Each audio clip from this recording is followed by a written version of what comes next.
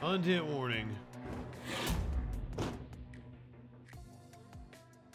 We go to the Waukesha parade killer, dude that drove his SUV into a Christmas parade in Wisconsin. He is now on trial. His name is Darrell Brooks. We're going to watch his opening statement after the prosecution rests its case. It's going to be interesting to see how this goes, because the entire time the prosecution was presenting its case, he was saying objective. He is representing himself, if those of you who are unaware. And that was a whole process, getting the judge to allow him to represent himself. I don't know that he is mentally fit to stand trial, but he claims he is one of those sovereign citizen types you're going to hear him talk about.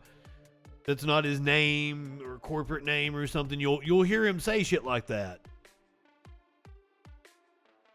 I'm sure you've seen the video, and if you guys have watched any Echoplex media, you're familiar with the type of person that I'm talking about. So that's his mindset going into this. Yeah, really bad idea. The first couple of days of the trial, he actually came dressed in his orange jumpsuit. He did not dress in the suit the court provided him. And I even listened to the judge explain to him why he should wear the suit. And I will say one thing, and you will probably, I would assume through the video we're getting ready to watch, you will get this. The judge is doing an excellent fucking job. We watch a lot of shit-ass judges on this channel. This judge has the absolute, as the religious folks say, the patience of Job. And is doing everything they can to make sure there is no mistrial here. All right, so this is the opening statement from Darrell Brooks after the prosecution rests its case. That I accepted for value in return for value. And that's how I'm going to answer that. So let's not verified proof. We still aren't. Sir, there is no requirement in the law that the state or the court establish that. So actually, your there is. Noted. Actually, there is, Your Honor. Subject matter jurisdiction has to be proven for the record. It has to be proven. The jury is not in the room yet. They're bringing the jury in. You know that just as well as... Mr. Brooks, you know that. Please do not make statements that mischaracterize the law. You know it has to be proven or that for the impugn record. the integrity of this court. You know it has to be proven and the on the proceedings record. Here. You know the jury it has to be proven. is advised to disregard the statements that Mr. Brooks is making regarding subject matter jurisdiction. They are not evidence, and you are to disregard them. Oh, the jury's in there already. I presented as evidence. Just has yet to be proven for the record. The jury will disregard the incorrect statements of the law that Mr. Brooks is stating. Where's lawful law that is incorrect? Mr. Brooks, please. I am going to read one instruction. Thank you, everyone. Please be seated. Where they were bringing the jury in. An opening statement. The purpose of an opening statement is to give the defendant an opportunity to tell you what he expects the evidence will show so that you will better understand the evidence as it is introduced during the trial. I must caution you, however, that the opening statements are not evidence. With that, go ahead, sir.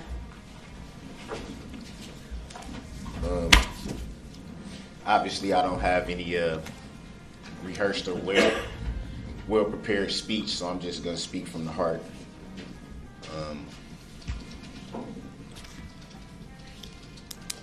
I would just like to first say that I want to bring to remembrance something I think everyone in this room has been taught pretty much as far back as we can remember, is that there's always two sides to every story.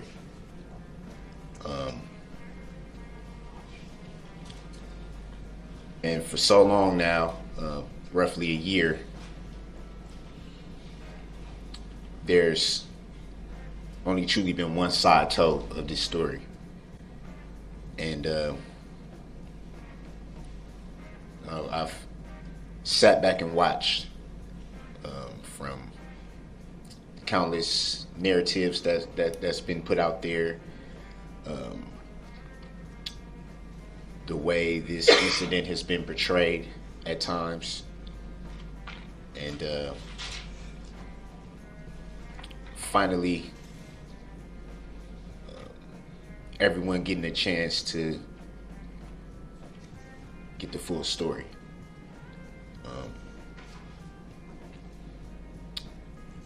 I'm on the edge of my hear me seat. Try to Yes. argue facts. Go into the parade. The fact is, this incident was tragic. Very tragic. That's not lost on me. Facts are that there's still a lot of people healing. A lot of families healing. On both sides.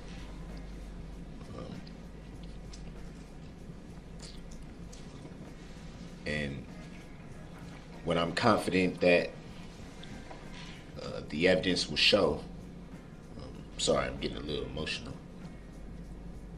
When I'm confident that the evidence will show is that this incident was not planned. I believe that. This incident was not intentional. And this incident was never even thought about.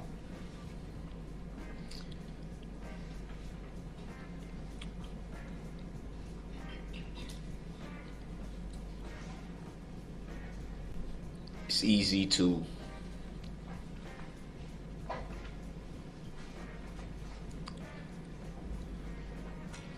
I'm sorry. Just need a second.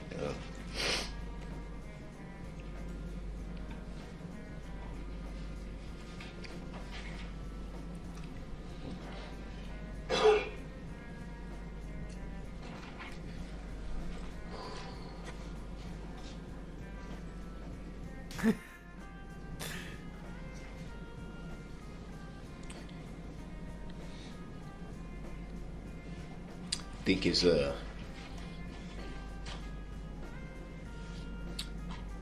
I believe it wasn't premeditated. Wasn't he running from the cops? it's easy to look at the magnitude of something like this and But that doesn't excuse what you did, motherfucker. form opinions.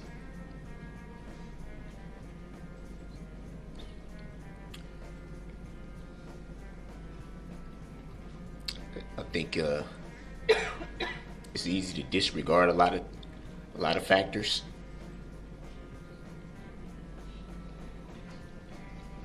What's up, Rocksteady? Good evening.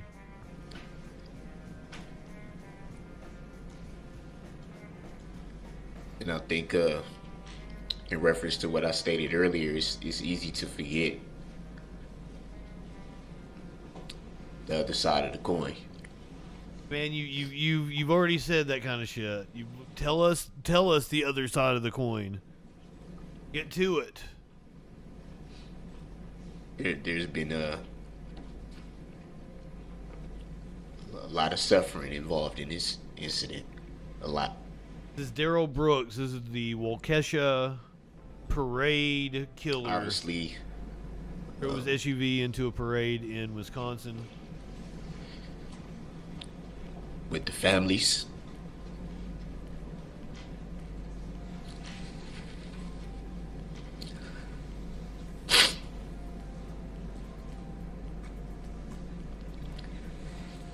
With the community.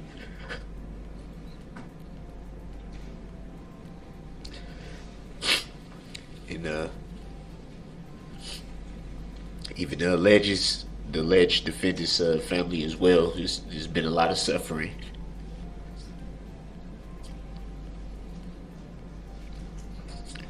I watched a little bit of the hearing where he dismissed his attorneys and why the judge, you know, they're back and forth, because I wanted to know, was he competent to stand trial? So as I'm watching that, I believe they were begging him to plead out, to take whatever fucking deal the prosecutors would give him. And he was like, no, I want to go to trial. And they're like, you will lose. You will lose. You can't go to trial. Take the deal. This is all you've got. That, to me, that's what happened. I feel that is the reason he is representing himself. And he has these ideas of being like a sovereign citizen. A lot of misunderstanding.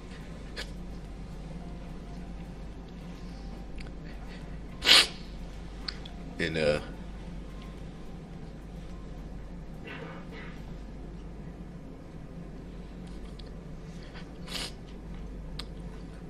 I just want you to keep in mind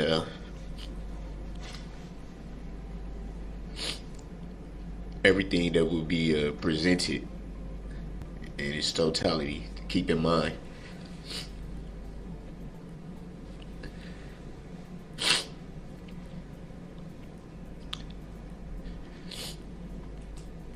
The power that you have.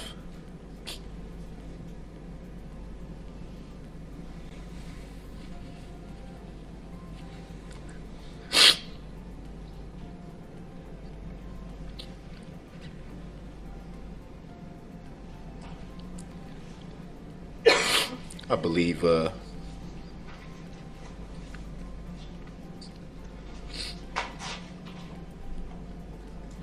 that should escape your knowledge.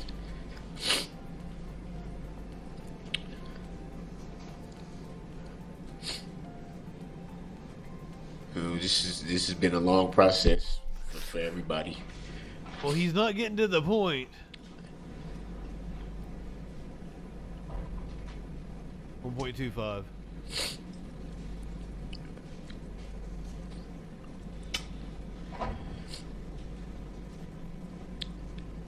I guess he's trying to humanize himself. If he even knows what he's doing, if this is some sort of a plan, it's to try to humanize himself, I would assume. Let's go time and a half. It's just still kind of painful. When it's time for you to make your decision, all of you, I believe it, and I pray that it's the right decision.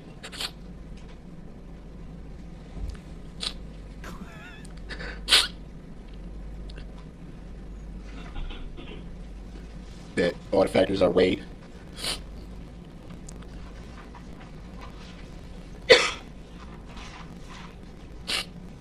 I was really hoping for him to paint a picture for us, and he did not.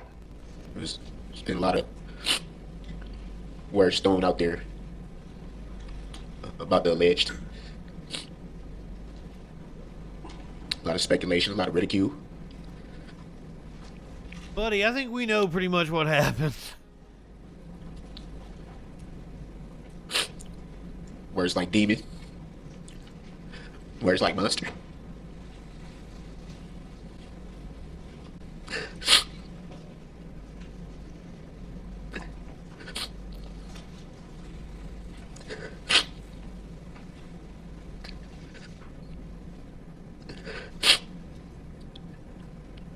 I know a lot of the time I've been before you see me with this mask on. I've had my reasons for that. I believe he had COVID. Now is the time to. It's important that you see me. Okay. So, like, they have a separate room they have to take him to. Because somebody brought up charging him with contempt. Well, they're just trying to get the fucking trial over, right? So they don't, instead, like, I think he has been charged with contempt. And in lieu of that, they just take him to this other room whenever he gets out of hand. And, like, let him calm down. And sometimes they'll ask him questions via video so they can mute him.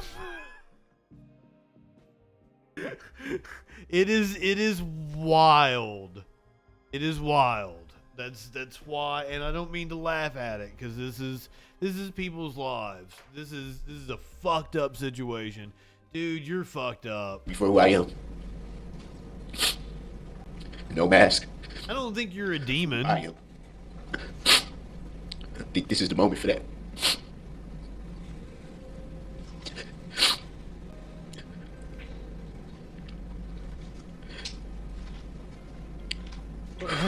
But like coming in court and crying about clickbait headlines calling you a demon, that ain't it. That ain't it, partner. Your eyes and ears remain as open as possible.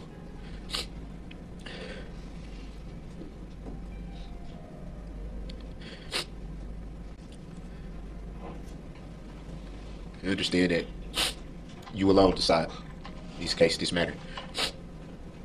Well, it's too much Law and Order. The power is in your hands. All of you. To determine for yourselves what truth is. Thank you. Thank you, sir. That's your opening statement, man. Well, it has been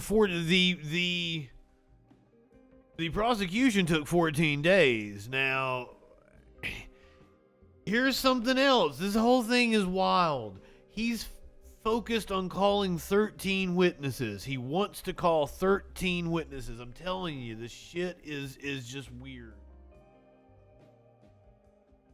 The DA had to step up and actually defend the judge, which once again, I think the judge has done a good job. The testimony of Detective Casey that this video was obtained from the defendant's own Facebook account as well. The court is well aware. There's nothing that... Hold on, sir.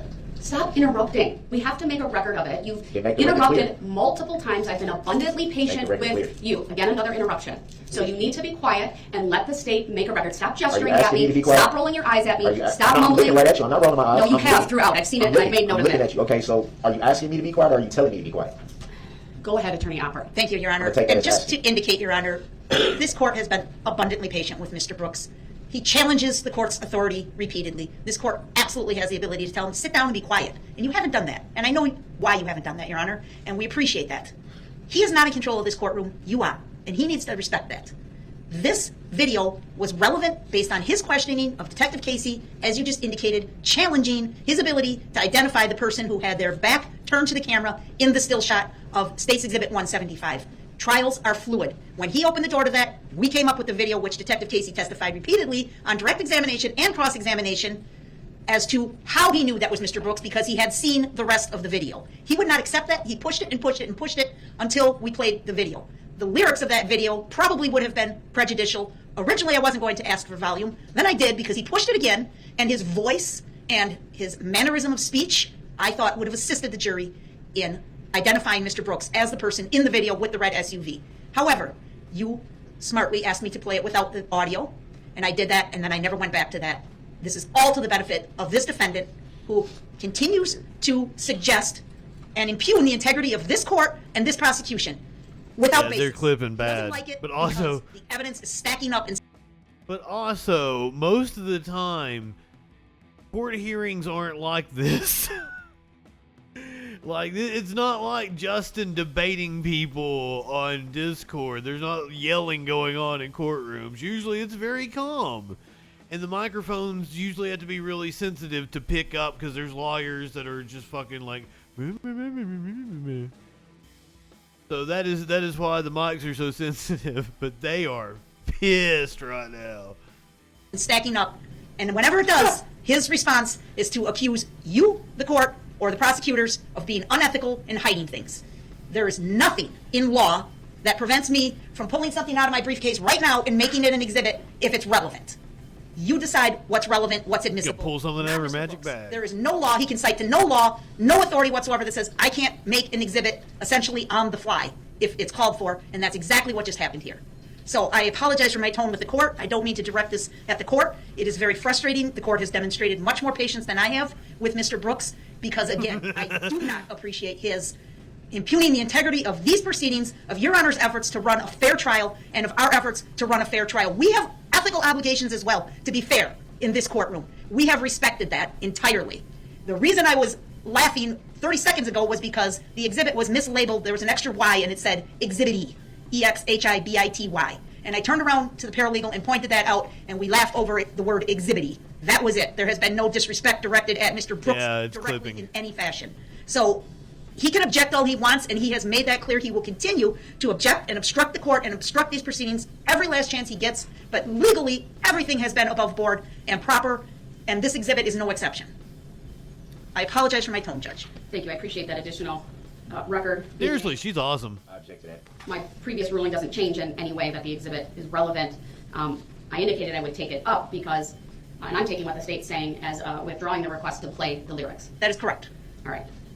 I have not heard them, but I'll certainly take the state at its word as an officer of the court that it would be prejudicial based upon the lyrics that are in that video, but my decision to admit the video without audio stands.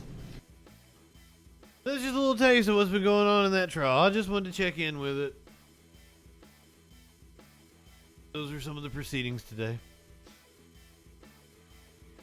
Yeah, their audio is like red pegging. You're looking at it on a VU meter, it's just red. Totally not me doing that. There was nothing I could do to stop it.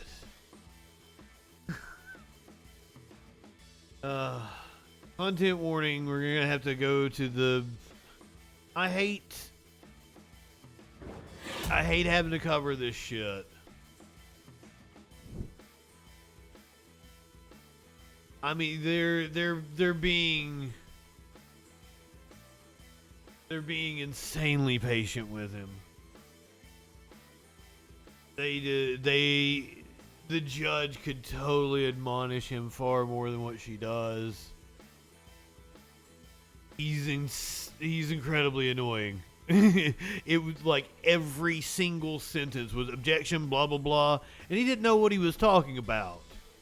Right? So it's just they're barreling through it. I watched it. It was tedious.